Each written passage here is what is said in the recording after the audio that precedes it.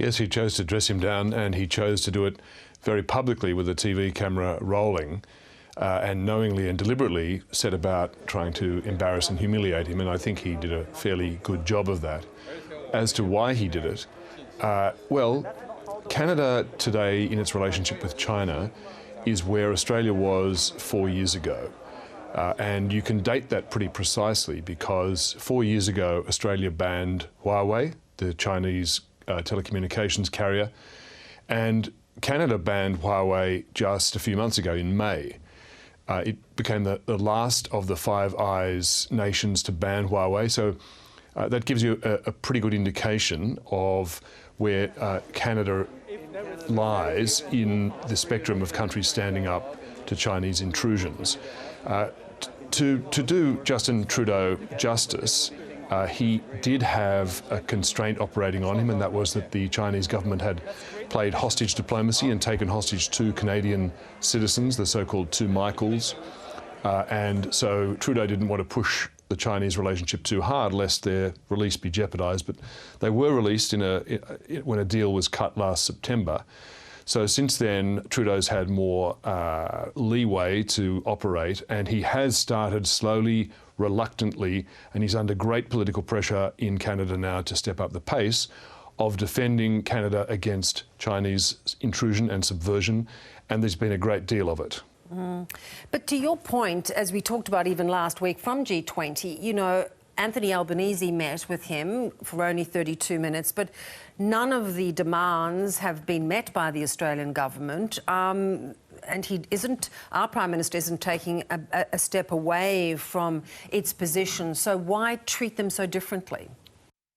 I think the explanation, Bev, is that Australia, both under the former government and the current government, has not only stood its ground against Chinese pressure campaign, but has actively armed against it. So those decisions, for example, the Morrison government deciding to buy long-range cruise missiles, the Morrison government signing up Australia for the AUKUS security pact with Britain and the US, these were pretty tough steps. So I think it quickly became clear, or maybe slowly became clear to Xi Jinping, that his intimidation campaign against Australia, the sanctions on trade, the political freeze, the very reckless encounters with the Australian Navy and Air Force in international waters, that all of that was backfiring. And so he's decided to change tack with Australia. In the case of Canada, he's been using a lot of pressure on Canada, and so far it's worked for him. Until very recently, Canada has taken almost no steps to protect itself.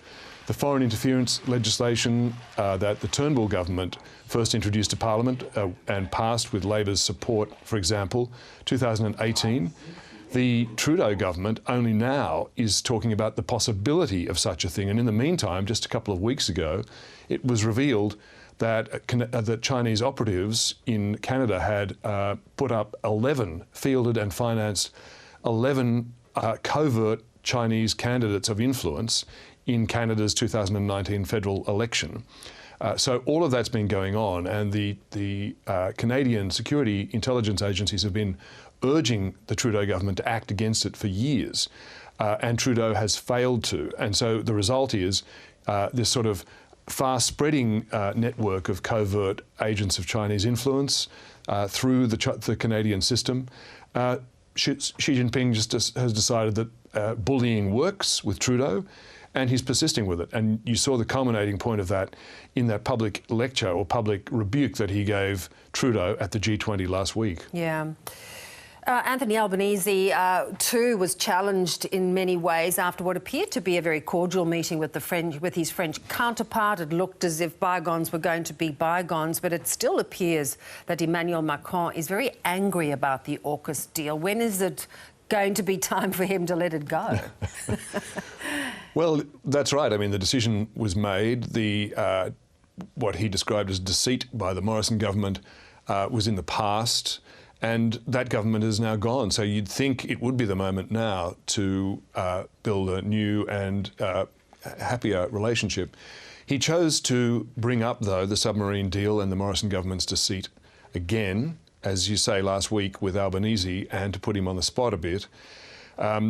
So there are two things there. One is the pressure he used against Albanese was quite misleading. He said that Australia had made the wrong decision to go with AUKUS because it was now entering a nuclear confrontation, were the words he used, with China. Well, that's quite untrue, of course, because Australia, if it were buying nuclear weapons, then it would be entering a nuclear confrontation possibly with China, but it's not. It's buying nuclear propulsion for submarines.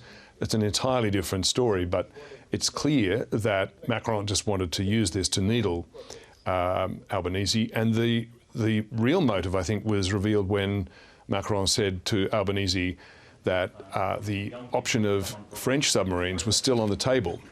So he's still hoping he might be able to sell some French hardware to the Australian Defence Force. To answer your question, when will he finally set it aside? He's expected to visit Australia in the first part of next year. There'll be, I'm told, there'll be some fruitful discussions about climate change cooperation and defence cooperation in non-submarine realms, so maybe that's the moment. Yeah. Give us a little insight. You've been covering these kind of meetings for years. Xi Jinping was very unhappy about the conversation being leaked, but hasn't it ever been thus? It has, Bev, and not only by Canadians. The Chinese system does it itself. After, not all, but quite commonly, after high-level meetings between Chinese officials and their foreign counterparts, the Chinese Foreign Ministry will put out some sort of readout or summary. It's usually selective. All countries do the same thing, or most countries do the same thing. The US does the same thing. Australia is much more ad hoc about how it backgrounds to reporters on high-level meetings. But the point is that it's not uncommon that China itself does it, which just tells you that this was a confected point of complaint by Xi Jinping.